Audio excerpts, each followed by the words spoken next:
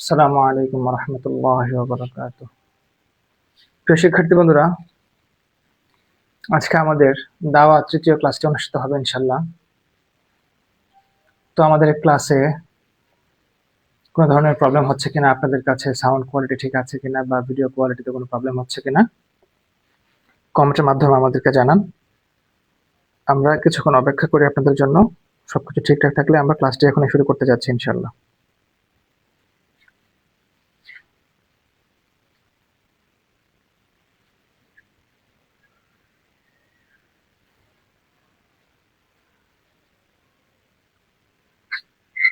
আসসালামু আলাইকুম রহমতুল্লাহি ওয়া বারাকাতুহু।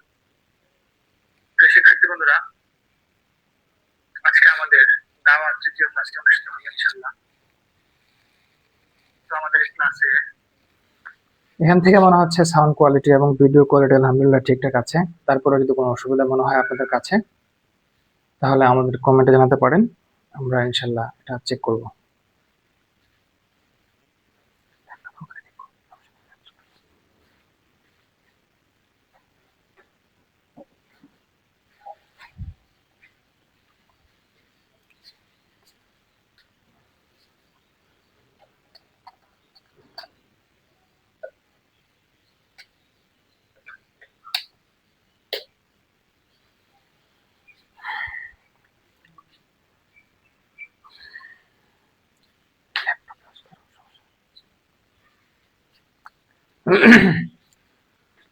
أعوذ بالله من الشيطان الرجيم بسم الله الرحمن الرحيم قال الله تعالى في القرآن الكريم وما خلقت الجن والإنس إلا ليعبدون وفي آية آخر ادع إلى سبيل ربك بالحكمة والموعظة الحسنة وقال رسول الله صلى الله عليه وسلم في الحديث الشريف بلغوا عني ولو آية صدق الله العلي العظيم। প্রিয় শিক্ষার্থী বন্ধুরা, আজকে আমরা কোরআনের ঐতিহাসিক আয়াত অর্থাৎ তোমরা মানুষকে হিকমতের মাধ্যমে এবং উত্তম উপদেশের মাধ্যমে দাওয়াত দাও, এই আয়াতের যে আদেশ এবং বার্তা, সেই একটি মহান কাজের পদ্ধতি কিভাবে হবে, মানুষকে কিভাবে আমরা আল্লাহর দিকে দাওয়াত দিব, সেই বিষয়ে আজকে আমাদের তৃতীয় ক্লাসটি ইনশাআল্লাহ অনুষ্ঠিত হতে যাচ্ছে। তো আমরা ইতিপূর্বে দুইটা ক্লাস আপনাদেরকে নিয়েছি দাওয়াতুল ইসলামিয়া সম্পর্কিত। সেখানে আমরা দাওয়া কাকে বলে, দাওয়ার পদ্ধতি কি, দাওয়ার আরকান কয়টি, মাসাদির কয়টি, এগুলো সম্পর্কে আলোচনা করেছি।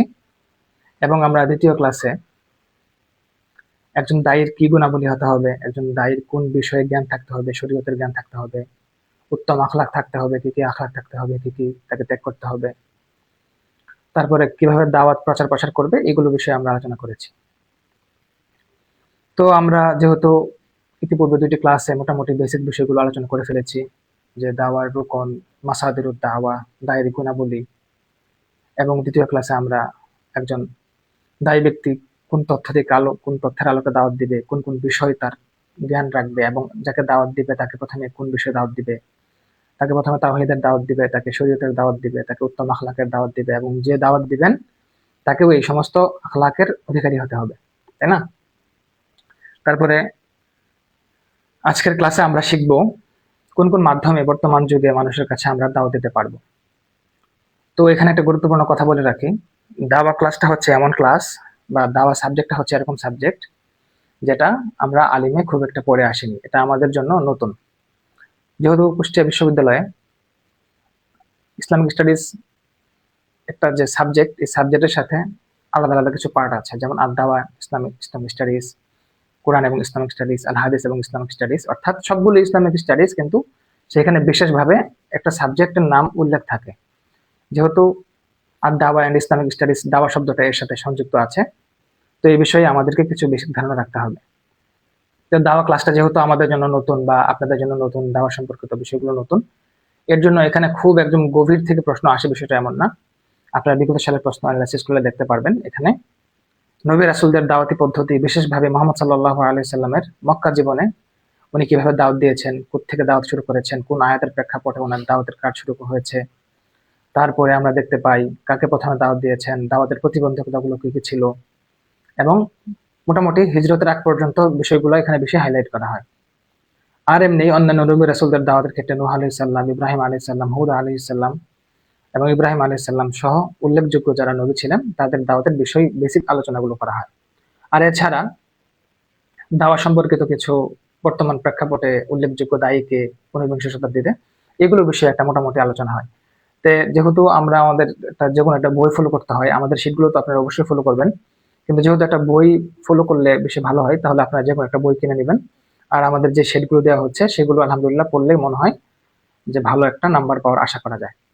তো এই হচ্ছে মোটামুটি বেসিক কথা। এত গভীর থেকে প্রশ্ন আসে না বা প্রশ্ন করে না, ভাষা ভাষা জিনিস জানা থাকতে হয়, মূল বেসিক গুলো। তাই আমরা প্রথমে আমাদের ক্লাসগুলোতে বেসিক বিষয় নিয়ে আলোচনা করবো ইনশাল্লাহ। তো কথা না বাড়িয়ে চলে যাই আজকের মূল পয়েন্টে। তো খেয়াল করি, ইতিপূর্বে আমরা দাওয়াতের পদ্ধতিগুলো শিখেছি, অর্থাৎ দাওয়াতের মূল বিষয়গুলো, মাধ্যম, আরকান কাকে বলা হয়, কয়টি আরকান, মানাহিজ কয়টি, এবং কোন কোন বিষয়কে সামনে রেখে দাওয়াত দিতে হবে, শরীয়ত, আখলাক এবং আরো কি কি বিষয় সেগুলো পড়েছি। তো আজকে আমরা শিখব দাওয়াতের মাধ্যম, অর্থাৎ কোন মাধ্যম ব্যবহার করে একজন দায়ী দাওয়াত দিবে। আমরা জানি যুগের পরিবর্তে আস্তে আস্তে সবকিছুর মাধ্যম পরিবর্তন হচ্ছে। আগে মানুষ পায়ে হেঁটে যুদ্ধ করত, ঘোড়ায় চড়ে যুদ্ধ করত, পায়ে দলে যুদ্ধ করত, বিভিন্ন যানবাহন বলতে পশু পশু পাখিগুলা করতো, ব্যবহার করতো। তো আস্তে আস্তে এখন মাধ্যম হয়ে গেছে যুদ্ধ বিমান, ট্যাঙ্ক, এ সমস্ত কিছু। তেমনি ভাবে মানুষের জীবনযাত্রার মান উন্নত হয়েছে। মানুষ এখন আস্তে আস্তে ইন্টারনেট মুখী হয়েছে, ফেসবুক মুখী হয়েছে, আধুনিক হয়েছে, আধুনিকায়ন হয়েছে, নগর জীবন উন্নত হয়েছে। তো এই ক্ষেত্রে মানুষের চিন্তা চেতনা ধারণাগুলোতেও কি পরিবর্তন এসেছে। এখন মানুষকে দাওয়াত দিতে হলে আমাদেরকে যে কোরআনের যে আয়াত আছে, উদু ইলা সাবিল রাব্বিকা বিল হিকমাতি ওয়াল মাউইজাতিল হাসানা, এখানে বিল হিকমা দ্বারা এটাই মূলত উদ্দেশ্য, অর্থাৎ মানুষকে তার অবস্থা অনুযায়ী দাওয়াত দিতে হবে, যে অবস্থার তাকে সেই অবস্থা অনুযায়ী দাওয়াত দিতে হবে, এবং বিল মাউইজাতিল হাসানা, এবং উত্তম পন্থায় দাওয়াত দিতে হবে। এখানে যেহেতু আমাদেরকে পন্থা একটা মাধ্যম ব্যবহার করতে হয়, তাহলে এক্ষেত্রে কিছু মাধ্যম থাকবে, সেটা হচ্ছে বস্তুগত মাধ্যম। হ্যাঁ, একজন দায়ী ব্যক্তি যিনি দাওয়াত দিবেন, বস্তুগত মাধ্যম, অবস্তুগত মাধ্যম এবং বস্তুগত মাধ্যম। ঠিক আছে, অবস্তুগতটা আগে লিখি, অবস্তুগত মাধ্যম এবং বস্তুগত মাধ্যম। অবস্তুগত মাধ্যম বলতে যেটা কোনো মাধ্যম বলতে কি বুঝি আমরা, যেমন একজন দায়ী ব্যক্তি যিনি মাদুউকে দাওয়াত দিবেন, আল্লাহর দিকে ডাকবেন, তাকে এমন কিছু নৈতিক গুণাবলী অর্জন করতে হবে এবং তাকে এমন কিছু মাধ্যম ব্যবহার করতে হবে যেগুলো দেখে একজন মাদুউ ব্যক্তি অনুপ্রাণিত হয়। যেমন কি কি হতে পারে, এগুলো তো মোটামুটি এভাবে পরীক্ষায় আসে না, তারপর ওটা বোঝার সুবিধার্থে বলা হয়। যেমন একজন দায়ী ব্যক্তি কি করবেন, তিনি আল্লাহ ভীরু হবেন, এবং প্রতিবেশী যদি হয়ে থাকেন তাহলে ভালো আখলাকের অধিকারী হবেন। যদি একজন নৈতিক মানে যদি প্রভাবশালী কেউ হয়, তাহলে তাকে এমন কিছু আখলাকের অধিকারী হতে হবে, যেমন মানুষের সাথে ভালো ব্যবহার করা, গরিব মানুষের সহায়তা করা, সাহায্য সহযোগিতা করা, সত্য কথা বলা। এগুলো হচ্ছে অবস্থাগত মাধ্যম, অর্থাৎ দায়ী ব্যক্তির এই সমস্ত গুণে গুণান্বিত হলে মাদুউ ব্যক্তি তার এই সমস্ত গুণ দেখে অনুপ্রাণিত হয়ে সে কি করবে, তার দাওয়াত কবুল করবে। এখন যিনি দাওয়াত দিচ্ছেন তিনি যদি এরকম ভালো আখলাকের অধিকারী না হন, মানুষের সাথে কর্কশ ভাষায় কথা বলেন, কথা কাজে মিল না থাকে, এরপর সত্য কথা না বলেন, তাহলে এগুলো কি করবে না, যাকে দাওয়াত দেওয়া হবে সে তার দাওয়াতে অনুপ্রাণিত হবে না, তার কথা কি করবে না, গ্রহণ করবে না। তাহলে আমরা বলতে পারি অবস্থাগত মাধ্যম বলতে তিনি নিজে দাওয়াত দিবেন মাদুউকে, অর্থাৎ যাকে দাওয়াত দেওয়া হবে তার জন্য দোয়া করবে, যে আল্লাহ তাআলার কাছে দোয়া করবে, আল্লাহ যাকে দাওয়াত দিচ্ছে, যেমন রাসূলুল্লাহ সাল্লাল্লাহু আলাইহি সাল্লাম এরকম যখন মক্কি জীবনে দাওয়াতের কাজ শুরু করেন, তখন তিনি যখন দেখেন যে ইসলামের উপর অনেক আঘাত আসছে এরকম, তখন তিনি আল্লাহ তাআলার কাছে দোয়া করছে, আল্লাহ আপনি হয়তো হয়তো উমর রাদিয়াল্লাহু তাআলা আনহুকে নাহলে আবুল হাবকে ইসলামের জন্য কবুল করুন। যেরকম ভালো দোয়া করা, কল্যাণের দোয়া করা, যে আল্লাহ তাআলা আপনি তাকে হেদায়েত দিয়ে দেন যাতে তার মাধ্যমে দ্বীন ইসলামের উপকারী হয়। একজন সাধারণ ব্যক্তি যদি ভালো হয়ে যায়, এর তুলনায় একজন যদি পুলিশের ওসি এসপি যদি ভালো হয়ে যায়, তাহলে এটা মানুষের জন্য বেশি উপকারী, তাই না? একজন এমপি যদি ভালো হয়ে যায় আর একজন সাধারণ মানুষ যদি ভালো হয়ে যায়, তাহলে কোনটা বেশি উপকারী হবে? একজন এমপি ভালো হলে তার জন্য বেশি উপকারী, অর্থাৎ যে যত বেশি প্রভাবশালী তার ভালো হওয়াটা সমাজে বেশি প্রভাব ফেলবে। তাহলে আমাদের বলতে পারি যে অবস্থাগত মাধ্যম দ্বারা উদ্দেশ্য হচ্ছে যাকে দাওয়াত দেওয়া হবে তার জন্য দোয়া করতে হবে এবং সবর করতে হবে। এবং সবর কিভাবে করবে, যাকে দাওয়াত দিবে সে যদি খারাপ আখলাক দেখায়, সে যদি বদমেজাজি দেখায়, সে যদি অকথ্য ভাষায় গালিগালাজ করে, সে সবর করবে এবং তার জন্য দোয়া করবে। সে যে এরকম প্রতিক্রিয়া দেখালো, অর্থাৎ তার জন্য দোয়া করলো এবং তার সাথে খারাপ আচরণ করলো না, এর মাধ্যমে সে কি হবে, অনুপ্রাণিত হয়ে এরকম দাওয়াত গ্রহণ করবে। এই হচ্ছে মাদউ, অর্থাৎ মাদুর সাথে কি করবে, সবর করবে, মাদুর সাথে ভালো ব্যবহার করবে এবং যিনি দাওয়াত দিবে তিনি সবর করবেন এবং মাদুর জন্য দোয়া করবেন, ভালো আখলাক দেখাবেন, অর্থাৎ সত্য কথা বলবে, তার সাথে কোনো বাজে ব্যবহার করবে না এবং চেষ্টা করবে তাকে আতিথেয়তা দেওয়ার জন্য, অর্থাৎ তাকে আপ্যায়ন করার জন্য। মোট কথা হচ্ছে এই সমস্ত ভালো গুণ অর্জন করলেই একজন মাদক ব্যক্তি তার দাওয়াত গ্রহণ করবে। তাহলে আমরা বলতে পারি একজন দায়ী ব্যক্তির অবস্থাগত মাধ্যম কি হতে পারে, দোয়া, সবর, ভালো আখলাক। ভালো আখলাকের ভিতরে যা যা আমরা বুঝি, সত্যবাদীদের আতিথেয়তা, সুন্দর কথা বলা, স্পষ্ট ভাষায় কথা বলা, সঠিক জ্ঞান রাখা। যিনি দাওয়াত দিচ্ছেন তার যদি কোনো জ্ঞান না থাকে, অর্থাৎ কোনো পড়াশোনা নাই, কিচ্ছু নাই, খালি মাথায় একটা টুপি দিয়ে 5 ওয়াক্ত নামাজ পড়ে আর শুধু উল্টাপাল্টা কথা বললে তো দাওয়াত হলো না। দাওয়াতের ভালো জ্ঞান রাখতে হবে। আপনি যে বিষয়ে দাওয়াত দিবেন সেই বিষয়ে পড়াশোনা করতে হবে, সেই বিষয়ে জ্ঞান রাখতে হবে এবং শরীয়ত সম্পর্কিত ভালো জ্ঞান রাখতে হবে। আমার কথা মানুষ যতটুকু শুনবে, এর থেকে শায়েখ আহমদুল্লাহ বা উল্লেখযোগ্য বাংলাদেশে যারা ব্যক্তিত্ব আছেন তাদের কথা মানুষ আরো বেশি শুনবে। কারণ আমাকে দেখলে বলবে ছোট বলতো, তুমি কি দাওয়াত দাও, তুমি তো নিজেই জানো না। কিন্তু শায়েখ আহমদুল্লাহর ক্ষেত্রে এই কথাগুলো বলবে না।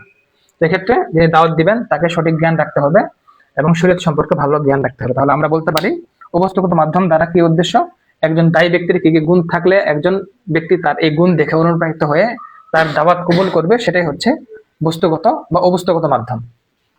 মোটা দাগে বললে এটাই বলা যায়। তাহলে আমরা দাওয়াতের অবস্থাগত মাধ্যমগুলো কি সেটা বুঝলাম।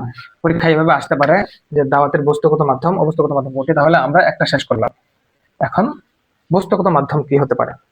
বস্তুগত মাধ্যম দ্বারা আমরা বুঝতেই পারি যে একটা বস্তু, একটা জিনিস থাকবে। কি থাকতে পারে চলো আমরা একটু খেয়াল করি।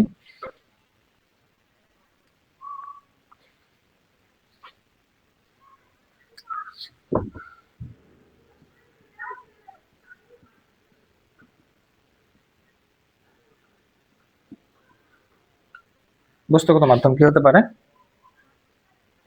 এখানে বিভিন্ন প্রকার হতে পারে। এগুলো তো পরীক্ষায় এভাবে প্রকার আসবে না, প্রকারগুলো আমরা সেটাই দিয়ে দিব তোমাদেরকে জাস্ট বোঝার সুবিধার জন্য।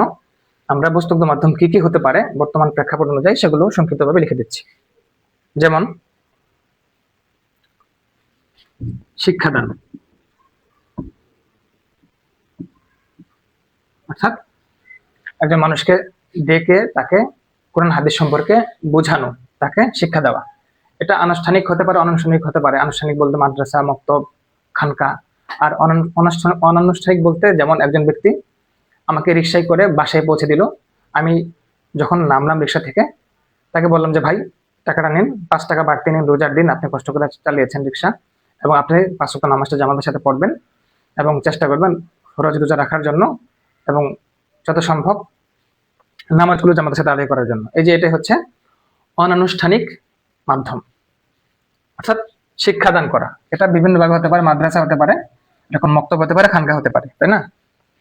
তারপরে যেমন তেলাওয়াত, কোরআন তেলাওয়াত শোনানো একজনকে, এটা একটা বস্তুগত মাধ্যম হতে পারে। তারপরে কি হতে পারে, পাঠ্যপুস্তক দ্বারা, পাঠ্যপুস্তক দ্বারা মানুষকে কি করা, উপকার করা। পাঠ্যপুস্তক একটা বস্তুগত মাধ্যম হতে পারে। পাঠ্যপুস্তক পড়ে একজন ভালো মানুষ দিনের পথে আসতে পারে। যেমন আমরা একটা প্রসিদ্ধ একটা বইয়ের নাম জানি সকলেই, প্যারাডক্সিক্যাল সাজিদ, যে বইটা রিসেন্টলি কিছুদিন আগে প্রকাশিত হয়েছে। এই বইটা পড়ে অনেকে কি হয়েছে আমরা জানি, যে আরিফ আজাদের একটা উল্লেখযোগ্য বই। এই বইটা পড়ে অনেক যারা নাস্তিক ছিল তাদের ভিতরে একটা চেঞ্জ এসেছে অনেকের। যাকে আল্লাহ তাআলা হেদায়েত দিবেন সেই মূলত চেঞ্জ হবে, আর কত নাস্তিক তো ওইভাবে পড়ে আছে। তো এটাও একটা কি দিনের খেদমত। এটা একজন দায়ী ব্যক্তির হাতিয়ার, সে কি করবে, এগুলোর মাধ্যমে মানুষকে দাওয়াত দিবে। এখন বর্তমানে রেডিও টেলিভিশন আছে, রেডিওর ভিতরে আমরা আজানের কথা শুনি, দাওয়াতের কথা শুনি, তাফসীরের কথা শুনি। টেলিভিশন হতে পারে, তাই না? এরকম যদি প্রশ্ন আসে যে কোনটি বস্তুগত মাধ্যম, আমি দেখলে বুঝতে পারবো বস্তু মানে যে জিনিসটার অস্তিত্ব আছে সেটা একটা বস্তু, তাই না? এই হচ্ছে কথা। তারপরে আরো কি কি আছে, মসজিদ প্রতিষ্ঠা করা, এটা তো একটা বস্তুগত মাধ্যম। এগুলো সবগুলো ক্যাটাগরি ভিন্ন। একটা হচ্ছে শ্রবণের সাথে সম্পৃক্ত, একটা হচ্ছে পঠনের সাথে সম্পৃক্ত, আর একটা হচ্ছে কার্যক্রমের সাথে সম্পৃক্ত, তাই না? বিভিন্ন বিষয় ক্যাটাগরি আছে, ক্যাটাগরিগুলো আমরা আমাদের শিটে দিয়ে দিব তোমাদের বোঝার সুবিধার্থে। সময়ের সংক্ষিপ্ততার জন্য জাস্ট বুঝিয়ে দিচ্ছি যেগুলো হচ্ছে বস্তুগত মাধ্যম হতে পারে, যেমন মসজিদ নির্মাণ, তারপরে মাদ্রাসা নির্মাণ ইত্যাদি। খানকা নির্মাণ, একজন শিক্ষা প্রতিষ্ঠান নির্মাণ করা যেখানে ভালো কাজ শিক্ষা দেওয়া হবে। এটা মসজিদ মাদ্রাসা ছাড়াও একটা নির্দিষ্ট জায়গা হতে পারে যেখানে ফ্রি টাইমে মানুষ আসলে মানুষকে এরকম ভালো কথা শেখানো হবে, মানুষকে দিনের কথা শেখানো হবে, এরকম হতে পারে। তাহলে আমরা কি শিখলাম? দাওয়াতের পদ্ধতিগুলো কি, দাওয়াতের রোকনগুলো কি, কোত্থেকে দাওয়াত দিব, উৎসগুলো কি, কোরআন হাদিস সুন্নাহ ইজমা কিয়াস। হ্যাঁ, তারপরে দায়ী ব্যক্তির কি কি গুণাবলী অর্জন করতে হবে এবং কোন কোন উৎস থেকে আমাদেরকে দাওয়াত দিতে হবে, প্রথমে কোন বিষয়ে দাওয়াত দিতে হবে, এরপরে কোন বিষয়ে দাওয়াত দিতে হবে, এরপরে কোন বিষয়ে দাওয়াত দিতে হবে, এরপরে কোন মাধ্যমগুলো ব্যবহার করে আমরা মানুষকে দাওয়াত দিতে পারি। এগুলোর মোটামুটি একটা প্রাথমিক আলোচনা, এর থেকে বেশি খুব একটা আসবে না। তোমরা কোনো একটা বই পড়লে প্রথমে আগে এগুলো বেশি শেষ করবা, শেষ করার পরে যদি হাতে সময় থাকে তারপরে অন্য বাড়তি বিষয়গুলো পড়বা। আমার মনে হয় এগুলো আলোচনা করলে তোমাদের মোটামুটি কভার হয়ে যাবে। তাহলে আমরা দাওয়াতের যে মাধ্যমগুলো আছে, বস্তুগত মাধ্যম বলতে কি বুঝি অল্প কথায়, এবং অবস্তুগত মাধ্যম বলতে কি বুঝি সেটা আলহামদুলিল্লাহ আশা করি বুঝতে পেরেছি। আমাদের স্লাইডে বা আমাদের শিটে বিস্তারিত দেওয়া থাকবে, তোমরা সেখান থেকে আরো সুন্দর করে পড়ে নেবে ইনশাল্লাহ। আচ্ছা, দাওয়াতের হুকুম কি? চলো, দাওয়াতের হুকুম কি, দাওয়াত সম্পর্কিত আলোচনাগুলো বলতে দাওয়াতের হুকুম কোত্থেকে আসবে? কোরআন এবং হাদিস থেকে তো দাওয়াতের হুকুম আসবে। কোরআনে যদি সেটাকে ফরজ হিসেবে নির্ধারণ করা হয় তাহলে ফরজ, সুন্নাত হিসেবে নির্ধারণ করলে সেটা সুন্নাত। তো কোরআনে আমাদের দাওয়াতের কার্যক্রমকে কিভাবে উল্লেখ করা হয়েছে চলো আমরা সেটা খেয়াল করি।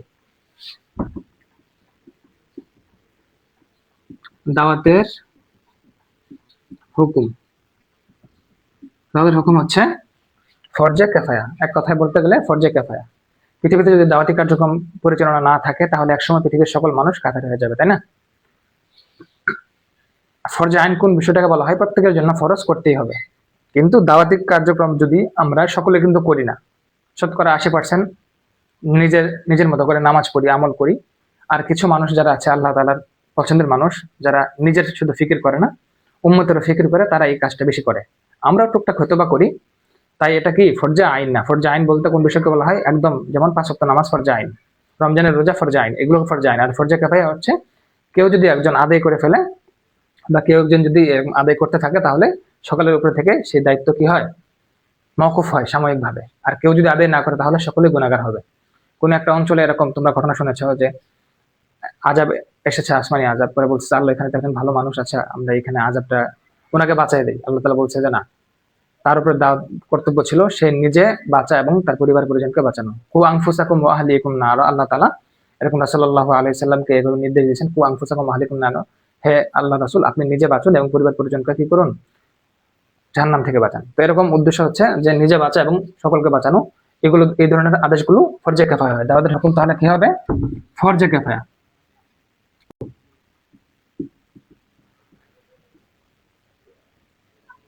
হ্যাঁ, কেউ কেউ এটা ফরজে আইনও বলেন, তবে সঠিক শুদ্ধ হচ্ছে ফরজে কিফায়া। আচ্ছা,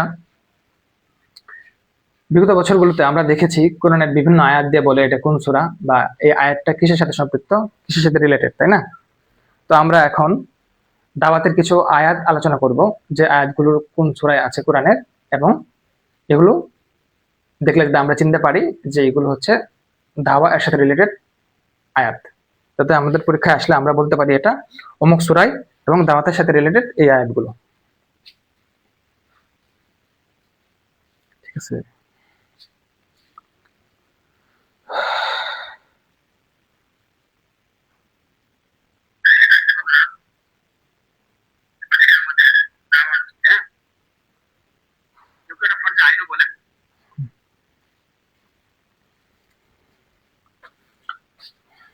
চলো এখন আমাদের জানার বিষয় হচ্ছে কোরআনের আয়াতগুলো কোন সূরায় এগুলো আছে এবং কোন আয়াত নাজিল হওয়ার কারণে দাওয়াতি কার্যক্রম রাসূলুল্লাহ সাল্লাল্লাহু আলাইহি সাল্লাম শুরু করেন, অর্থাৎ দাওয়াত ফরজ হয়। খেয়াল করি, ইয়া আইয়ুহাল মুজাম্মিল কুমিল লাইলা ইল্লা কালিলা, এটা একটা আয়াত আছে এরকম।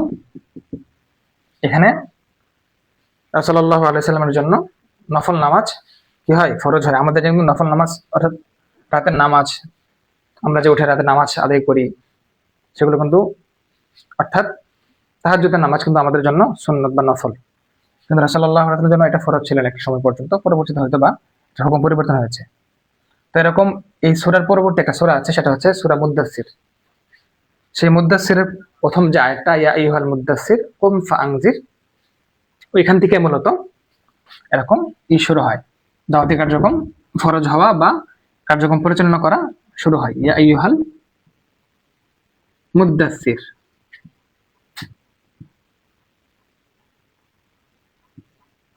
কুম ফাআনজির ওয়া রাব্বাকা ফাকাব্বির।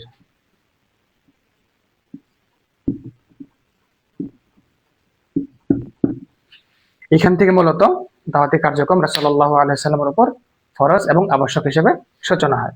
তাহলে আমরা বলতে পারি সূরা মুদ্দাসসির, সূরা মুদ্দাসসিরের যে আয়াতটা আছে, বিশেষভাবে এই যে ফাআনজির, এটা এর জন্যই লেখা মূলত। কুম, আপনি জাগ্রত হন। মুদ্দাসসির দ্বারা হচ্ছে চাদর আবৃত ব্যক্তি, হে চাদর আবৃত ব্যক্তি আপনি কুম, উঠুন, ফাআনজির, সতর্ক করুন এবং মানুষকে সতর্ক করুন, অর্থাৎ দিনের বিষয়ে তাদেরকে জানান।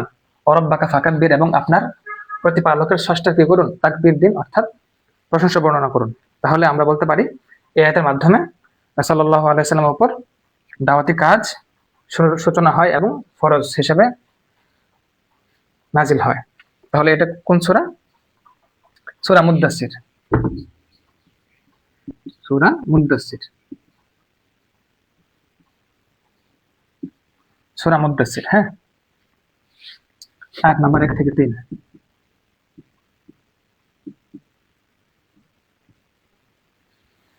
আচ্ছা, আরো কিছু আয়াত আছে যেগুলোর এরকম সরাসরি পরীক্ষায় আসে, অনুবাদ আসে, কোন একটা অংশ আসে, এরকম তোমরা বিগত সালের পরীক্ষাগুলো দেখলে বুঝতে পারবে যে এরকম কোরআনের বিভিন্ন আয়াত দিয়ে বলে এটা কৃষির সাথে রিলেটেড, এটার অর্থ কি।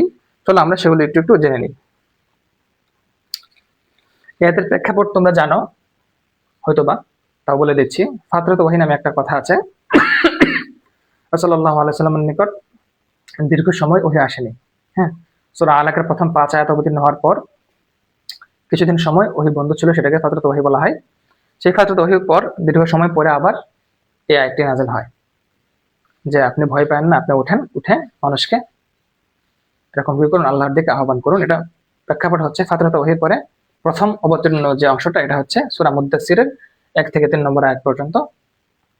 আর পরবর্তী পর্যায়ক্রমে এইভাবে কি হয়, নাজিল হয়। আচ্ছা, হ্যাঁ, চলো আমরা সেগুলো একটু একটু জেনে নেই এবং সেটি কয় নম্বর পারা বা কোন সূরার কত নম্বর আয়াত, এগুলো পরীক্ষায় আসলে যাতে আমরা আশা করতে পারি, কারণ পরীক্ষায় এগুলো এসেছে, এর জন্য আমাদেরকে সতর্কতার সাথে পড়তে হবে, অবহেলা করার কোনো সুযোগ নেই। যেমন দেখো, দাওয়া সম্পর্কিত উল্লেখযোগ্য আয়াতগুলো সবগুলো তো আর এখানে দেওয়া সম্ভব না, একদম যেগুলো খুব বেশি আসে পরীক্ষায় সেগুলো দিচ্ছি। 1 নম্বর এটা আসে, হ্যাঁ, উদউ ইলা সাবিলি রাব্বিকা বিল হিকমা।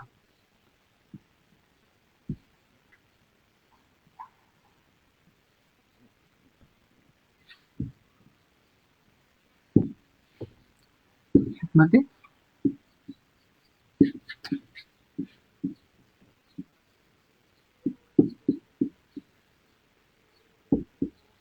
উদউ ইলা সাবিলি রাব্বিকা বিল হিকমাতি ওয়াল মাউইজাতিল হাসানাহ। এটা কোথায়? এটা আমরা জানি সূরা নাহল 125 নম্বর আয়াত।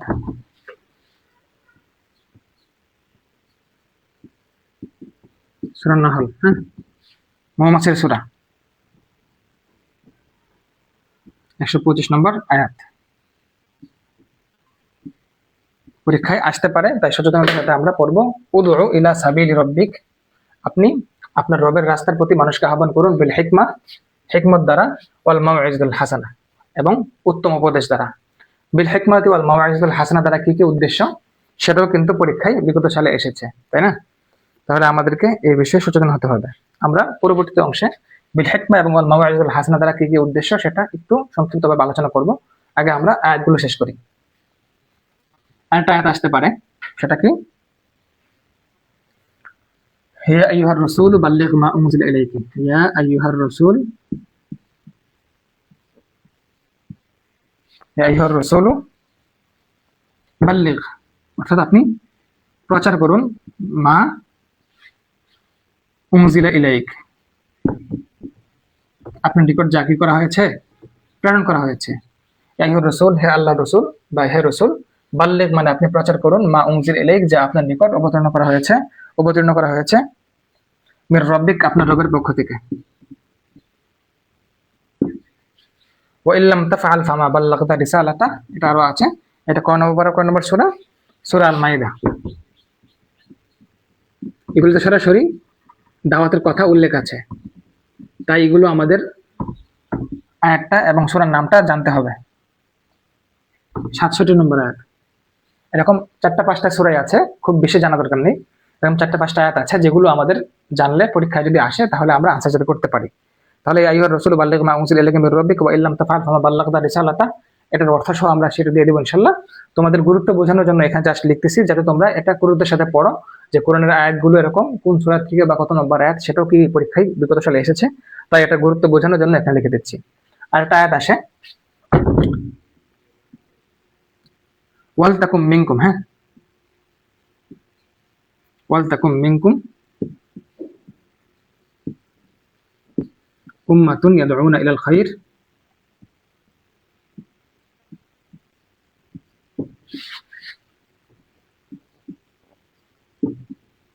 ওয়া ইয়ামুরুনা বিল মা'রুফ।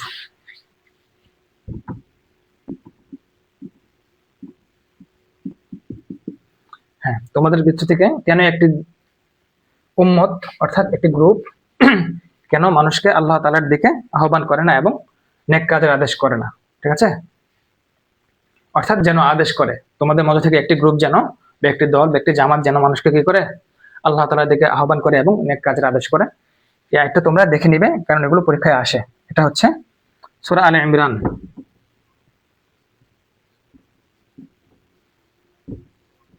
কত নম্বর আয়াত? ১০৪।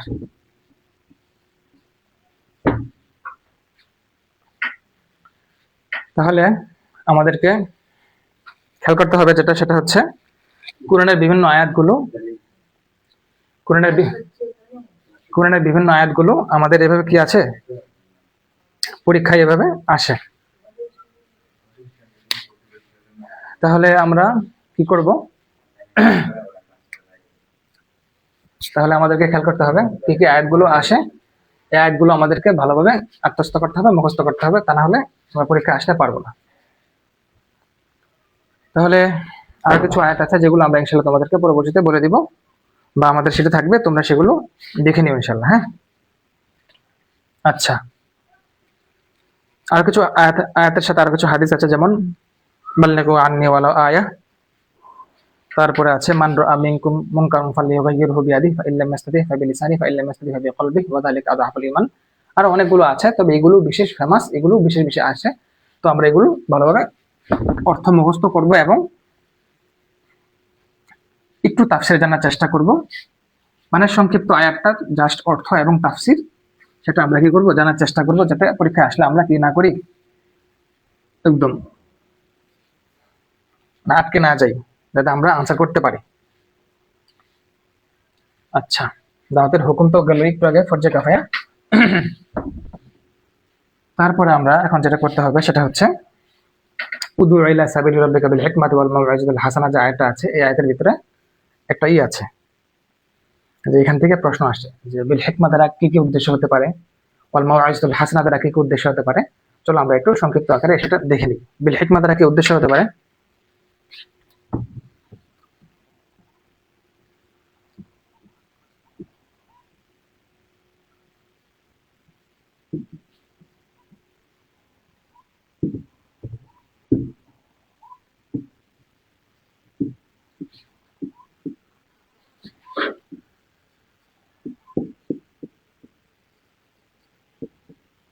যে বিল হিকমা ওয়াল মাউইজাতুল হাসানা।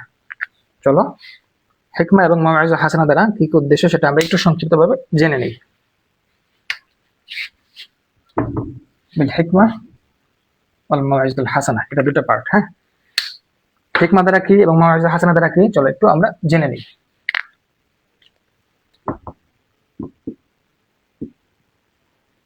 বিল হিকমা দ্বারা কি কি উদ্দেশ্য?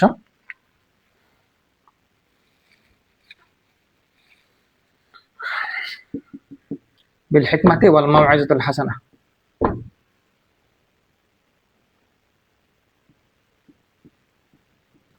বিল হিকমাতি ওয়াল মাউইজাতুল হাসানা দ্বারা কি উদ্দেশ্য ছিল একটু জেনে নেই। অর্থাৎ দাওয়াতের মৌলিক মূলনীতি, দাওয়াতের মৌলিক নীতি বোঝানো হয়েছে। দাওয়াতের মৌলিক নীতি কি? তুমি মানুষকে দাওয়াত দিবে কিভাবে? হিকমা দ্বারা। এটা প্রত্যেক যুগের জন্যই একদম ফিক্সড, এখানে কোনো স্পেসিফিক রুল বলে দেয় নাই। এমন একটা জামিয়া কথা বলে দিয়েছে যেই কথা পৃথিবীর সর্বযুগে সর্বসময়ে এটা কি হবে? প্রয়োগ হবে, প্রযোজ্য হবে। এখানে একটা পন্থা বলে দেয় নাই, এমন একটা পন্থা বলে দিয়েছে যে পন্থাটা একদম জামিয়া, অর্থাৎ সকল পদ্ধতিকে একদম শামিল করে, অল্প কথায় বেশি মিনিং বোঝানো কথাটাকে বলা হয় জামিয়া, জামিউল কালাম। প্রত্যেক যুগের জন্য এটা প্রযোজ্য। এখানে মূলনীতি কি? হিকমত দ্বারা। হিকমত দ্বারা কি কি? যে মানুষ যে যে অবস্থানের মানুষ, যে যে ক্যাটাগরির মানুষ, যে যে শ্রেণীর মানুষ, তার শ্রেণী অনুযায়ী, তার ক্যাটাগরি অনুযায়ী, তার স্থান মান অনুযায়ী তাকে দাওয়াত দিতে হবে, এবং বিল হিকমাতি ওয়াল মাউইজাতুল হাসানা দ্বারা। তাই না? দাওয়াতের মৌলিক নীতি বলে দিয়েছে এখানে। আর কি বলে দিয়েছে আমরা বলতে পারি? দাওয়াতের মৌলিক নীতি বলে দিয়েছে হিকমত দ্বারা উদ্দেশ্য হচ্ছে যুক্তি, প্রজ্ঞা, সঠিক কৌশল।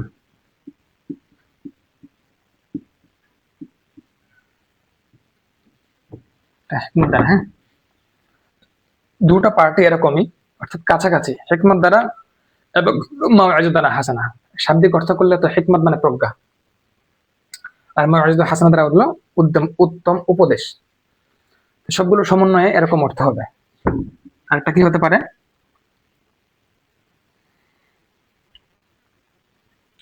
নসিহত, নসিহত দ্বারা করতে হবে। আর এটা কি হতে পারে? বিতর্ক করতে হবে, তবে সেটা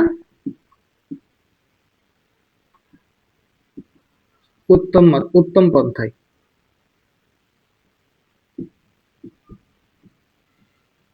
তোমাকে একজন ব্যক্তি, তাকে দাওয়াত দিলে সে তোমার সাথে বললো যে আপনার দাওয়াত কেন মানবো আমি? হতেই পারে সে একটা দলিল দিবে যে না, আমি তো জানি যে এই পদ্ধতি, মানে আমার কাছে মনে হচ্ছে যে এটা সঠিক।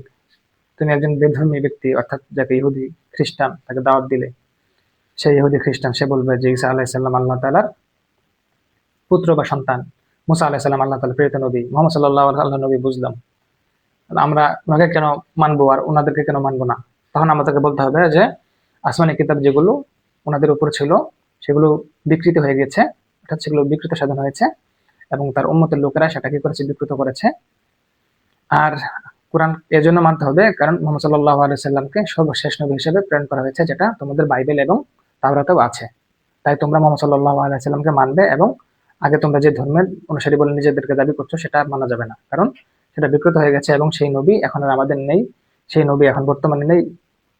সর্বশেষ নবী হিসেবে আমাদেরকে আল্লাহ তাআলা মুহাম্মদ সাল্লাল্লাহু আলাইহি সাল্লামকে প্রেরণ করেছে, তাই আমাদেরকে ওনাকে সর্বশেষ নবী হিসেবে মানতে হবে এবং তার আদর্শ অনুসরণ করতে হবে। যেরকম একটা বিতর্ক, মানে কথা কাটাকাটি বিতর্ক দ্বারা উদ্দেশ্য হচ্ছে প্রতি উত্তরে যে ব্যক্তি তোমাকে একটা কিছু জিজ্ঞেস করবে তার প্রতি উত্তরে এমন ভাবে কথা বলা, বিতর্ক হলেও সেটা যেন উত্তম পন্থায় হয়, নম্র ভাষায় হয়। তারপরে আর কি কি? বিল হিকমাতি ওয়াল মাউইজাতুল হাসানা দ্বারা কেউ কঠোরতা পরিহার করতে হবে। হ্যাঁ,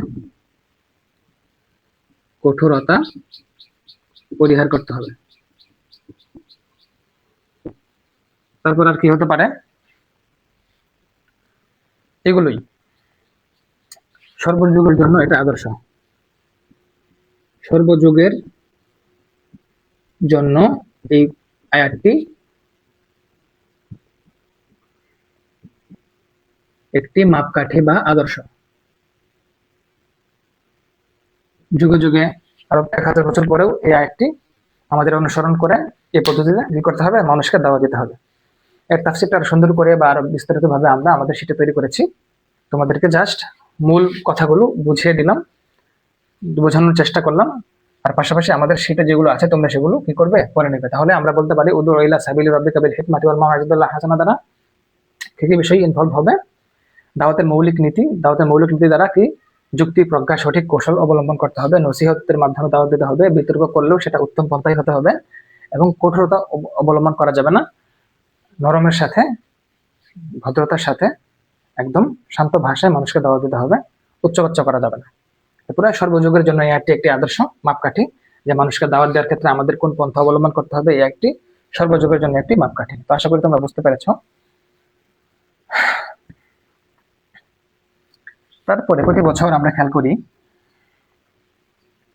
যে কিছু উল্লেখযোগ্য দায়ী যারা পৃথিবীতে দাওয়াতি কাজে ভালো ভূমিকা রেখেছেন, নবী রাসূল নয়, মানুষ, আমাদের মতো মানুষ, উল্লেখযোগ্য দায়ী যারা পৃথিবীতে ভালো অবদান রেখেছে মানুষকে দাওয়াতি কার্যক্রমের ক্ষেত্রে, তাদের নাম, তাদের বাসস্থান বা অবস্থান কোথায় হতে পারে, তারপরে উল্লেখযোগ্য কিতাব, যে কিতাব দাওয়াতের ক্ষেত্রে বিরাট ভূমিকা পালন করেছে, এই সমস্ত কিতাব থেকেও প্রশ্ন আসে।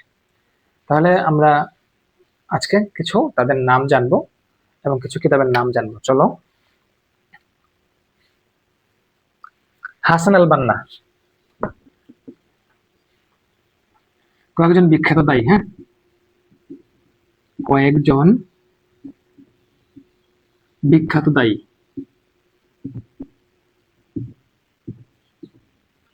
দায় শব্দটা দীর্ঘাকার দেওয়া হলে ভালো হয়, কিন্তু তোমাদের লেখা বোঝার সুবিধার্থে এইভাবে আমি লিখে দিচ্ছি।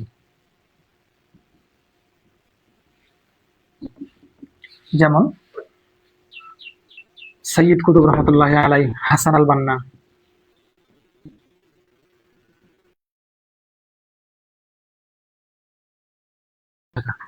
ঠিক আছে।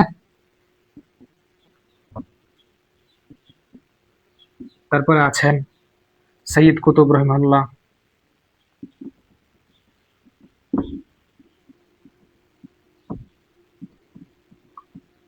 উনি হচ্ছেন ভারত মহাদেশের সম্ভবত। ওনার বিখ্যাত বই আছে জিলালিল কোরআন, ফি জিলালিল কোরআন, সেগুলো আমরা আমাদের সেটা থাকবে ইনশাল্লাহ।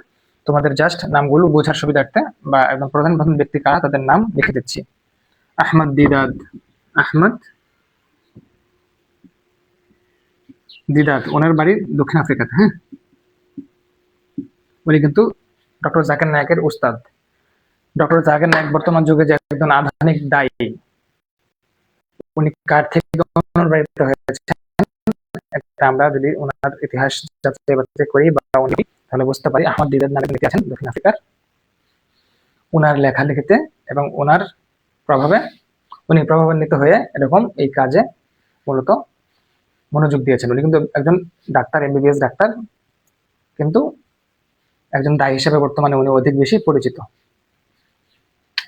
তারপরে আহমদ দিদাত, হ্যাঁ। তারপরে আছেন ডক্টর জাকির নায়ক, জাকির।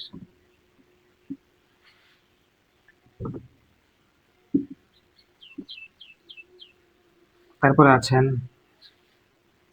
ইউসুফ আল কারজাবি,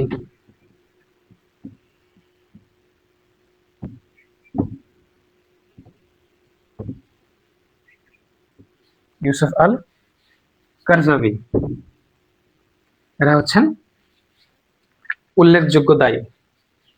তারপরে মাওলানা আবুল হাসান নদভী।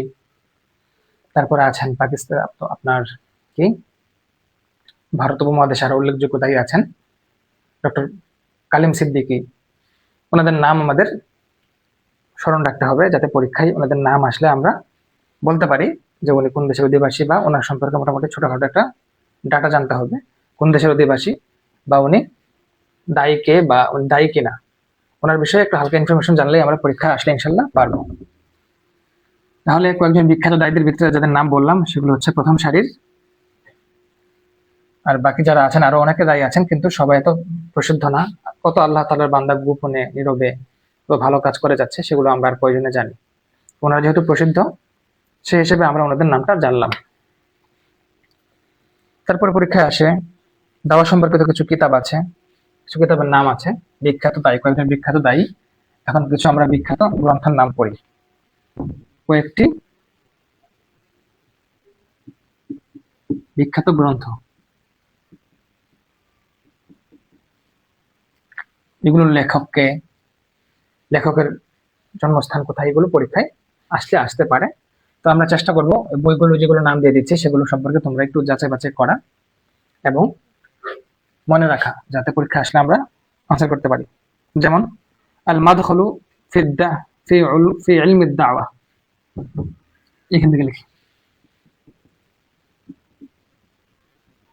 আল মাদখলু ফি ইলমি দাওয়া, বাংলাতে থাকবে নামটা, মানে লেখক হচ্ছেন আবু আল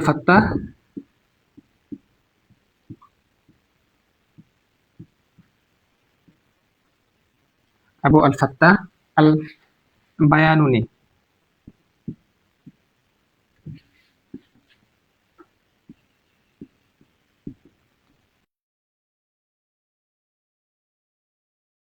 এগুলোর নাম আমাদেরকে জানতে হবে, এগুলো পরীক্ষায় আসে। উসুলুদ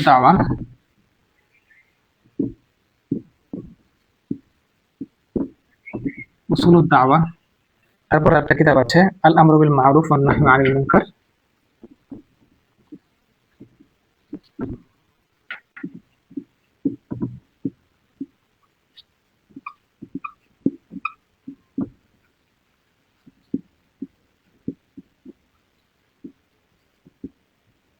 আল আমরু বিল মারুফ ওয়ান নাহয়ু আনিল মুনকার, গ্রন্থের নাম লিখছি আমি। আরেকটি আছে কি আন-নবুওয়াতু ওয়াল আম্বিয়াউ, এরকম কিছু কিছু বিখ্যাত গ্রন্থ আছে। আন-নবুওয়াতু ওয়াল আম্বিয়াউ, হ্যাঁ, এরকম আর কিছু কিছু উল্লেখযোগ্য গ্রন্থ আছে যেগুলো আমাদের কি করবে, সঠিক পথ প্রদর্শন করবে ইনশাআল্লাহ। কাইফা নাদউল ইনসান,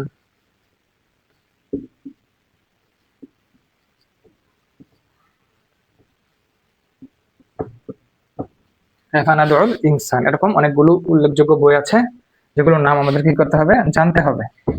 উসুল দাওয়ার লেখা হচ্ছে আব্দুল কারিম জাইদান।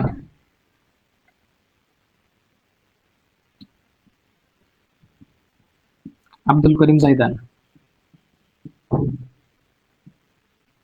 অনেক বড় লেখক, লেখক উনি অনেক বড় লেখক, এটাকে আমাদেরকে জানতে হবে, তা না হলে পরীক্ষা আসতে পারবো না। যদি এরকম প্রশ্ন আসে উসুল দাওয়া বইটির লেখককে, বিভিন্ন অপশন থাকতে পারে, আমাদেরকে সঠিক আনসার করতে হবে। আর কিছু বইয়ের নাম থাকবে ইনশাআল্লাহ, সেগুলো আমরা দেখে নেব ইনশাআল্লাহ। ইমাম ইবনে তাইমিয়ার একটা বিখ্যাত গ্রন্থ আল আমরু বিল মারুফ ওয়ান নাহয়ু আনিল মুনকার। ইমাম ইবনে তাইমিয়া, ওনার বাড়ি হচ্ছে সম্ভবত তুর্কিতে মনে হয়, তাইমিয়া। তারপর আছে আন-নবুওয়াতু ওয়াল আম্বিয়াউ, হ্যাঁ, এগুলো উল্লেখযোগ্য গ্রন্থ। মোহাম্মদ আলী সাবুনি, উনি অনেক প্রসিদ্ধ মানুষ, ওনার সম্পর্কে তোমরা জেনে নিবে ইনশাআল্লাহ। কাইফা নাদউল ইনসান, এটা মোহাম্মদ কুতুব রহমাতুল্লাহি আলাইহি লেখা, সৈয়দ কুতুব।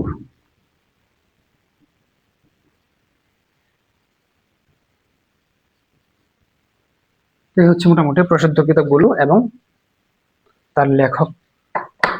এর পূর্বে আমরা আর কিছু নাম পড়েছি, সেগুলো আমাদের পরীক্ষায় আসবে ইনশাআল্লাহ।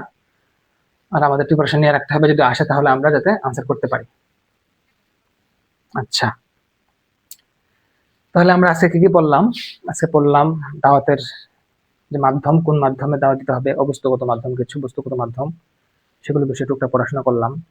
তারপরে আমরা আর কিছু জানলাম যে দাওয়াতের কোন আয়াতগুলোর কারণে দাওয়াতের কার্যক্রম ফরজ হয়েছে, এবং কিছু হাদিসের অনুবাদ জানলাম, এবং আয়াতের কোন সূরায় আয়াতটি আছে সেটা জানলাম। তারপরে কিছু উল্লেখযোগ্য লেখকের নাম জানলাম গ্রন্থসহ, এবং কিছু দায়ী ব্যক্তি যারা পৃথিবীতে এরকম দাওয়াতি কার্যক্রমের জন্য আজকে প্রসিদ্ধ এবং প্রসিদ্ধি অর্জন করেছে, তাদের নাম জানলাম। তো চলো, এখন আমরা মোটামুটি দাওয়া সম্পর্কিত যে বেসিক আলোচনাগুলো সেগুলো মোটামুটি হয়ে গিয়েছে, পরীক্ষা এগুলো থেকে আসে। এখন আমরা বিগত নবী রাসূলগণ আছেন আমাদের, ওনাদের দাওয়াতি পদ্ধতি এবং ওনাদের জাতির কাছে ওনারা কিভাবে দাওয়াত দিয়েছেন সেগুলো বিষয়ে মোটামুটি একটা সংক্ষিপ্ত আলোচনা করা। তোমরা জানো বড় বড় 5 জন রাসূল আছেন, নূহ আলাইহিস সালাম, ইব্রাহিম আলাইহিস সালাম, মূসা, ঈসা, মুহাম্মদ সাল্লাল্লাহু আলাইহি সাল্লাম। ওনাদের দাওয়াতি কার্যক্রমের ক্ষেত্রে বেশি পরীক্ষায় প্রশ্ন আসলে এখান থেকে আসবে। তো আমরা বিশেষভাবে এই 5 জন নবী অর্থাৎ উলুল আজমি মিনার রাসূল, কোরআনে আছে উলুল আজমি মিনার রাসূল অর্থাৎ বড় বড় 5 জন যে নবী আছেন, ওনাদের যে দাওয়াতি কার্যক্রম আছে ওটা আমরা বেশিভাবে ফোকাস করব। পাশাপাশি অন্যান্য নবী যারা আছেন তাদেরটাও পড়ব, কিন্তু পরীক্ষার জন্য বিশেষভাবে আমরা এটা বেশি ফোকাস করব। যেমন আবার বলছি, হযরত নূহ আলাইহিস সালাম উলুল আজমিদের ভিতরে উনি প্রথম, ইব্রাহিম আলাইহিস সালাম, মূসা আলাইহিস সালাম, ঈসা আলাইহিস সালাম এবং মুহাম্মদ সাল্লাল্লাহু আলাইহি সাল্লাম। ঠিক আছে? উলুল আজমি ছাড়াও কিছু কিছু নবী আছেন যাদের বিষয়ে আমাদের পড়তে হবে। যেমন প্রথম নবী হিসেবে আদম আলাইহিস সালামের বিষয়ে পড়তে হবে। তারপরে হযরত আর কি আছেন, হযরত হুদ আলাইহিস সালামের বিষয়ে একটা উল্লেখযোগ্য ঘটনা আছে, এগুলো পড়তে হবে। তারপরে আরো পড়তে হবে হযরত লূত আলাইহিস সালামের ঘটনা পড়তে হবে, ওনার জাতি এরকম পাপাচারে লিপ্ত ছিল, এরকম কিছু কিছু উল্লেখযোগ্য ঘটনাগুলো আছে। সব পড়া দরকার নেই, যেমন জাকারিয়া আলাইহিস সালামের ঘটনা খুব একটা নেই, ইয়াহইয়া আলাইহিস সালামের ঘটনা খুব একটা নেই, অল্প একটু আছে। এবং যেগুলো বেশি বর্ণনা, যেগুলো বেশি বর্ণিত হয়েছে সেগুলো পড়লে আমাদের ইনশাআল্লাহ হয়ে যাবে। তো দেখো, খেয়াল করো, আমরা প্রথমে হযরত আদম আলাইহিস সালাম সম্পর্কিত কিছু বেসিক বিষয় জানি। উনি ওনার কওমকে কিভাবে দাওয়াত দিয়েছেন এবং কিভাবে এটা সূচনা হলো, ভালো মন্দ কিছু দিক।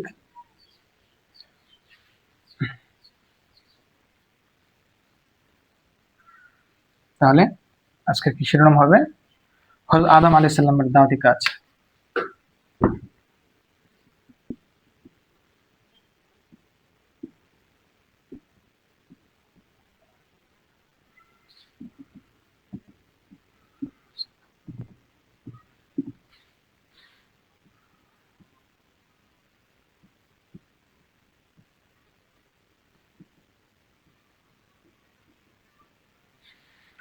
আদম আলাইহিস সালামের দাওয়াতি কাজ বলতে এখানে হযরত আদম আলাইহিস সালাম সম্পর্কিত কিছু বেসিক ইনফরমেশন, এবং উনি যেহেতু সর্বপ্রথম মানব পৃথিবীতে আগমনকারী, তাই তাকে বলা হবে আবুল বাশার। হ্যাঁ, মানবের পিতা। আবুল বাশার মানে মানব জাতির পিতা। তো ওনার বিষয়ে কিছু ইনফরমেশন আমরা জানি, সেটা হচ্ছে ওনার উপাধি হচ্ছে আবুল বাশার। হ্যাঁ, উপাধি আবুল বাশার। আবুল বাশার কেন? আবুল মানে পিতা আর বাশার মানে হচ্ছে মানব জাতি। তারপরে ওনার আয়ু ছিল 1000 বছর, এটা অধিক সঠিক, কারো কারো মতে 960 বছরও আছে। তারপরে ওনাকে আল্লাহ তাআলা শ্রীলঙ্কায় পাঠান, অর্থাৎ যখন উনি এরকম আল্লাহ তাআলার একটি হুকুম অমান্য করার কারণে, শয়তানের ধোঁয়ায় আল্লাহ তাআলার একটি হুকুম অমান্য করার কারণে যখন জান্নাতে থাকার জন্য আর উপযুক্ত থাকেন না, তখন আল্লাহ তাআলা ওনাকে শ্রীলঙ্কাতে পাঠান এবং মা হাওয়া আলাইহিস সালামকে এরকম মক্কাতে বা অন্য একটি জায়গায় পাঠান।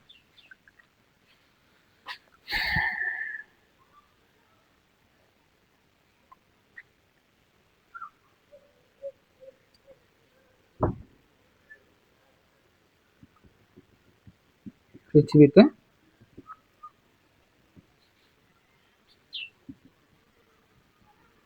যে জায়গায় পাঠানো হয়, কোথায় এটা অধিক প্রসিদ্ধ হচ্ছে? শ্রীলঙ্কা।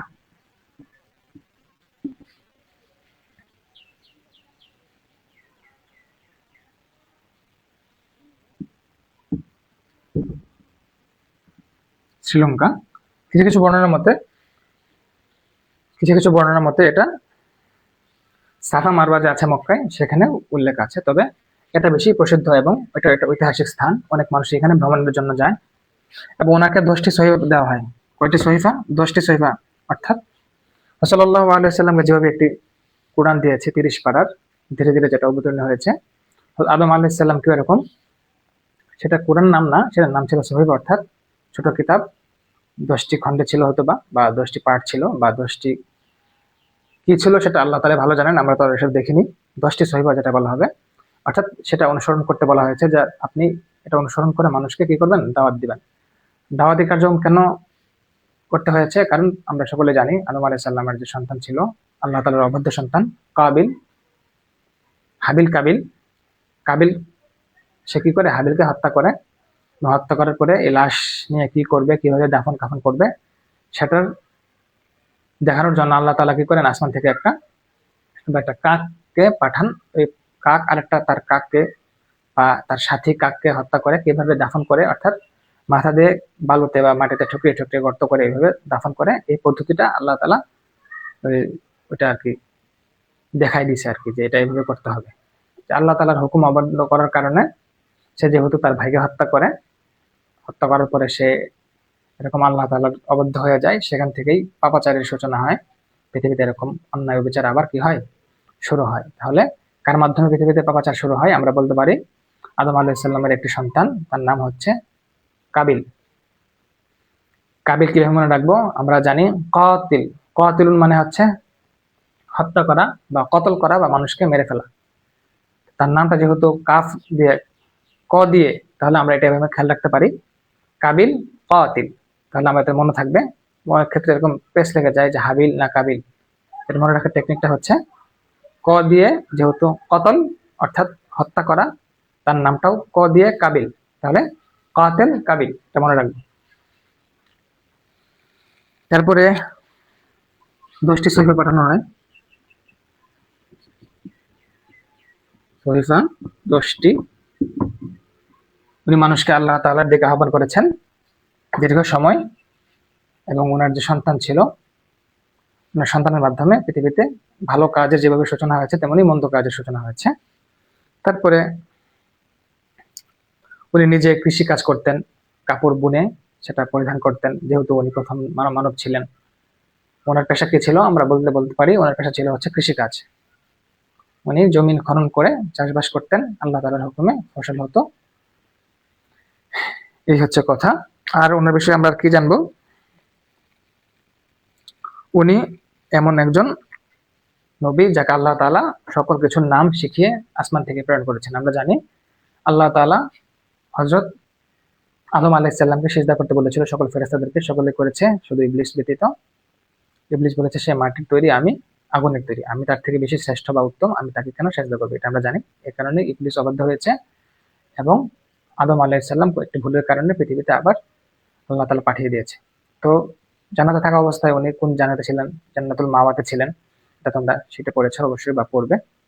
এবং ওনাকে সকল কিছুর নাম আল্লাহ তাআলা ওয়া আল্লামা আদম আল আসমাআ কুল্লাহা, হ্যাঁ, আসমাআ কুল্লাহা, আমি আদমকে সকল কিছুর নাম শিখিয়ে দিয়েছি। নাম বলতে শুধু নাম এটা মনে রাখলেই হবে না, যে উনি দেখলে বলতে পারতেন এটার নাম এটা, এটার ব্যবহার এটা, এরকম আর কি। অর্থাৎ পরিপূর্ণ জ্ঞান দিয়ে দিয়েছেন। পৃথিবীতে আসলে উনি বুঝতে পারছেন যে এটাকে এটা করলে এটা হবে, এটাকে এটা করলে এটা হবে, এরকম ওনাকে সব জ্ঞান ছিল ওনার। যেহেতু উনি প্রথম মানব, আল্লাহ তাআলা ওনাকে সবকিছু শিক্ষা দিয়েছেন। তাহলে আমরা মোটামুটি আদম আলাইহিস সালাম সম্পর্কে কি জানলাম? উনি আবুল বাশার, ওনার হায়াত ছিল 100 বছর। পৃথিবীতে উনি শ্রীলঙ্কায় আল্লাহ তাআলা ওনাকে পাঠিয়েছিলেন জান্নাত থেকে, এবং ওনার নিকট 10টি সহিফা পাঠানো হয়। উনি জান্নাতুল মাওয়াতে যখন ছিলেন তখন জান্নাতুল মাওয়াতে ছিলেন, এবং উনি কৃষি কাজ করতেন। কাজ ছিল কৃষি। তারপর আর কি ছিল ওনার বিষয়ে? এগুলোই মোটামুটি বেসিক ইনফরমেশন। উনি ওনার সন্তানদেরকে আল্লাহ তাআলার হুকুম আহকাম মানার জন্য দাওয়াত দিয়েছেন। এই হচ্ছে মোটামুটি হযরত আদম আলাইহিস সালাম সম্পর্কিত বেসিক কথাবার্তা। পৃথিবীতে প্রথম দায়ী, কারণ যিনি প্রথম আসবেন তিনি প্রথম দায়ী হবেন, এটা আমরা বেসিক বিষয়, এটা আমাদের কমন সেন্স থেকে আমরা বুঝতে পারি। এই হচ্ছে মোটা দাগের কথা। চলো আমরা হযরত নূহ আলাইহিস সালাম সম্পর্কে কিছু জানি। হযরত নূহ আলাইহিস সালাম হচ্ছেন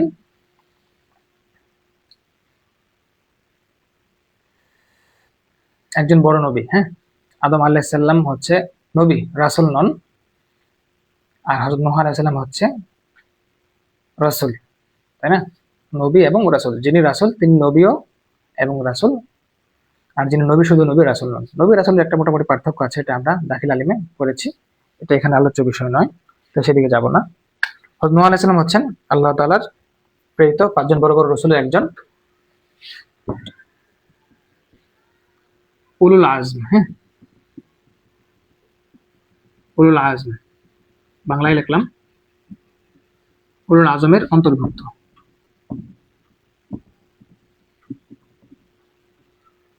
তারপরে নূহ আলাইহিস সালাম, আচ্ছা লিখে নিই এখানে।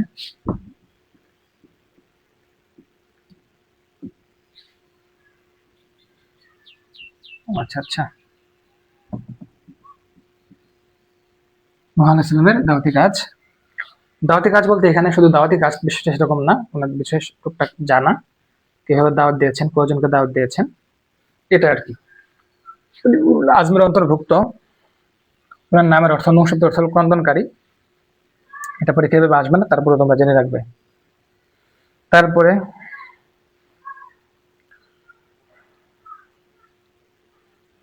950 বছর উনি ওনার কওমকে দাওয়াত দিয়েছেন, দাওয়াত দেন তার জাতিকে।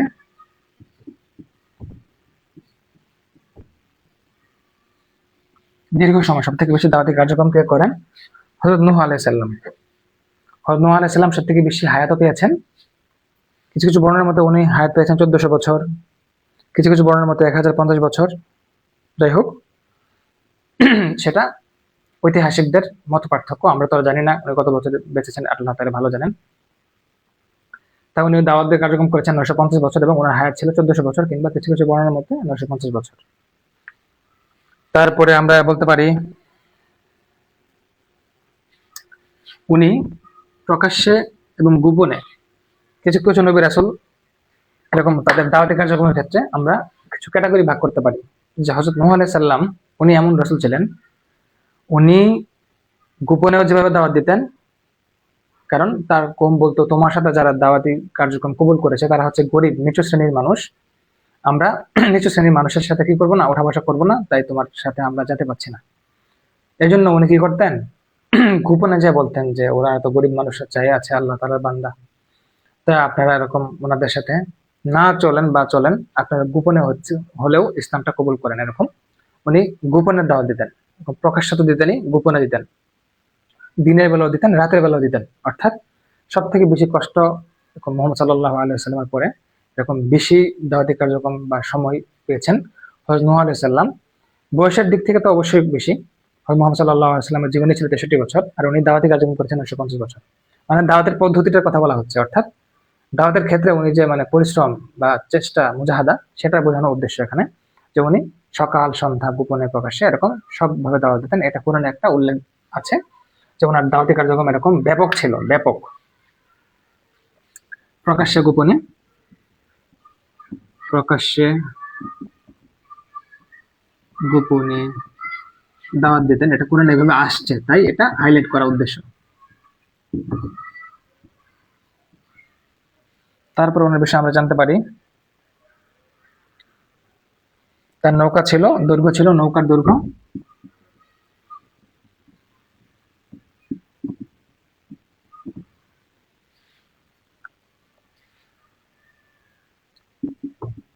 300 হাত, প্রস্থ 50 হাত এবং উচ্চতা 30 হাত। এটা আসে না, 300 হাত লম্বা ছিল ওনার নৌকার দৈর্ঘ্য। তারপরে ওনার 4 সন্তানের ভিতর থেকে একজনের নাম ছিল কেনান, সে ঈমান আনেনি। কেনান কি করেনি, ঈমান আনেনি, এবং নূহ আলাইহিস সালামের স্ত্রীও ঈমান আনেনি। বাকি তার 3 সন্তান ছিল, হাম, সাম ও ইয়াসিফ। হাম, সাম ও ইয়াসিফ, তাদের মাধ্যমে পরবর্তীতে আল্লাহ তাআলা এই পৃথিবীকে আবার কি করেন, আবাদ করেন। তাহলে ওনার 4 সন্তানের ভিতরে যে কেনান ঈমান আনেনি, তার নাম কি ছিল, কেনান, নামটা খেয়াল রাখবো, কেনান ঈমান আনেনি, কেনান। এবং তার স্ত্রী যার নাম নাইলা, অনেক অনেক ক্ষেত্রে অন্য একটা রেওয়াত আছে, তবে এটা বেশি প্রসিদ্ধ, সেও কি করেনি, ঈমান আনেনি। তার একজন স্ত্রী এবং এক সন্তান ঈমান আনেনি, এবং বাকি যে পুত্রগুলো ছিল হামসাম, তারা কি করেছে, ইয়াসিফ, হামসাম, ইয়াসিফ, তারা পৃথিবীতে আবার এই দাওয়াতি কার্যক্রম সূচনা করেছে, তাদের মাধ্যমে পৃথিবী আবার আবাদ হয়েছে। কারণ আমরা জানি নূহ আলাইহিস সালামের এই মহাপ্লাবনের কারণে সমস্ত পৃথিবী একদম পানির নিচে চলে যায়, সকল কিছু মৃত হয়ে যায়, শুধু যারা তার দাওয়াত কবুল করেছিল সেই সমস্ত ব্যক্তিরা এবং নৌকাতে স্থান পাওয়া প্রত্যেক জোড়ায় জোড়ায় প্রাণী আল্লাহ তাআলা সকল প্রকার এক জোড়া প্রাণীকেও তাই সেই নৌকাতে স্থান দিয়েছিলেন, এবং একজন বৃদ্ধা মহিলা যিনি ঈমান এনেছিলেন কিন্তু নূহ আলাইহিস সালাম নৌকাতে ওঠেননি, কিন্তু আল্লাহ তাআলা তাকেও কি করেছেন, বাঁচিয়ে রেখেছেন কুদরতি ভাবে। তাহলে আমরা বলতে পারি নূহ আলাইহিস সালামের বেসিক যে বিষয়গুলো, উনি দীর্ঘ হায়াত পেয়েছেন, 960 বছর দাওয়াত দিয়েছেন, 950 বছর দাওয়াত দিয়েছেন। তারপরে ওনার 3-4 ছেলের ভিতরে যে কেনান ছিল সে ঈমান আনেনি, বাকি হামসাম ইয়াসিফ তারা ঈমান এনেছেন, তাদের মাধ্যমে পৃথিবী আবার আবাদ হয়েছে। ওনার একজন স্ত্রী ঈমান আনেনি এবং একজন বৃদ্ধা মহিলা তার প্রতি ঈমান এনেছিল কিন্তু নৌকায় উঠতে পারেনি, আল্লাহ তাআলা তাকে এরকম কুদরতের মাধ্যমে হেফাজত করেন। তারপরে উনি ওনার যে নৌকাটা সেটা কোথায় গিয়ে থেমেছে আমরা জানি, তুরস্কের যে জুদি পাহাড়, জুদি পাহাড়ে, লিখে ফেলি জুদি পাহাড়, জুদি পাহাড়, হ্যাঁ তুরস্কে, এটা কোথায়, তুরস্কের জুদি পাহাড়।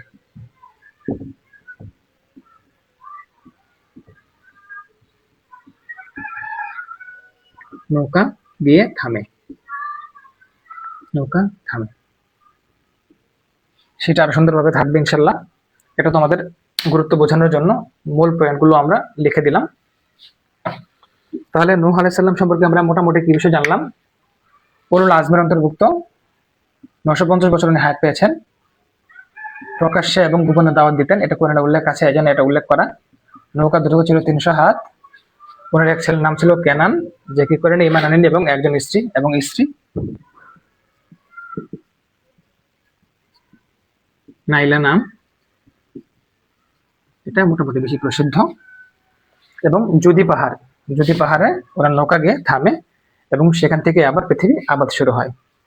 তাহলে আমরা আজকে কি পড়লাম? আজকে আমরা পড়লাম দাওয়াতের যে মাধ্যমগুলো আছে, বস্তুগত মাধ্যম, অবস্তুগত মাধ্যম। বস্তুগত মাধ্যম দ্বারা উদ্দেশ্য হচ্ছে মসজিদ, মাদ্রাসা, খানকা নির্মাণ করা, এরপরে মানুষকে মুখে মুখে আহ্বান করা, লিখনের মাধ্যমে আহ্বান করা, রেডিও, টেলিভিশন, ইন্টারনেটের মাধ্যমে মানুষকে কি করা, দিনের দাওয়াত পৌঁছানো, পাঠ্যপুস্তক, লিখনের মাধ্যমে দাওয়াত দেওয়া, এগুলো হচ্ছে বস্তুগত মাধ্যম। অবস্তুগত মাধ্যম দ্বারা উদ্দেশ্য হচ্ছে দায়ী ব্যক্তির এমন কিছু নৈতিক গুণাবলী অর্জন করা যেটা দেখে আর একজন মানুষ উদ্বুদ্ধ হয়ে দিনের পথে আসে, যেমন ধৈর্য ধারণ করা, ভালো আখলাক করা, মানুষকে সেবা দেওয়া, শুশ্রূষা দেওয়া, সত্য কথা বলা, এগুলো। তারপরে আমরা কিছু গ্রন্থের নাম জানলাম, যে গ্রন্থগুলো দাওয়াতের কার্যক্রমে ব্যাপক ভূমিকা রেখেছে, এবং কিছু উল্লেখযোগ্য ব্যক্তিত্বের নাম জানলাম যারা পৃথিবীতে এরকম তাদের দাওয়াতি কার্যক্রমের জন্য প্রসিদ্ধ। তারপরে আমরা কিছু আয়াত জানলাম কোরআনের, যেগুলো পরীক্ষায় আসে, যে এই আয়াতটা কোন সূরায় কত নম্বর আয়াত, এবং আমরা কিছু হাদিস জানলাম। পাশাপাশি আমরা জানলাম আমাদের উল্লেখযোগ্য যারা নবী রাসূল ছিলেন তাদের দাওয়াতি কৌশল কিভাবে ছিল, কত বছর দাওয়াত দিয়েছেন, তাদের নাম কি, জন্মস্থান কোথায়, এগুলো মোটামুটি মূল বেসিকগুলো জানলাম।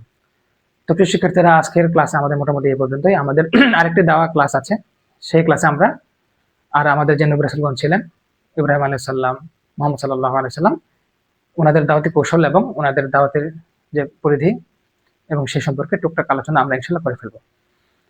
উদ্বিগ্ন হওয়ার কিছু নেই, দাওয়াতের ক্ষেত্রে মোটামুটি এইগুলো প্রশ্নই আসে, নবীদের কিছু দাওয়াতি কৌশল, নবীদের দাওয়াতের মাধ্যম, পদ্ধতি, এবং দাওয়াতের যে প্রথম যে 2 ক্লাস আমরা আলোচনা করেছি সেই বিষয়গুলো মোটামুটি ঘুরে ফিরে আসে। এগুলো আগে শেষ করবো আমরা, তারপরে আমরা অন্য কোনো সহায়ক বই থাকলে সেটা পড়ার চেষ্টা করবো ইনশাআল্লাহ।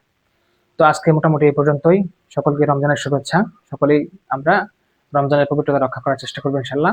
ভালো আমল করব, নেক আমল করব। বিগত বছরের গুনাহগুলো মাফ করার একটা মাস এটা, সেই অনুযায়ী আমরা আমল করবো ইনশাআল্লাহ। দেখা হচ্ছে অন্য কোনো ভিডিওতে, অন্য কোনো ক্লাসে। সকলেই ভালো থাকি, সুস্থ থাকি। আসসালামু আলাইকুম ওয়া রাহমাতুল্লাহ।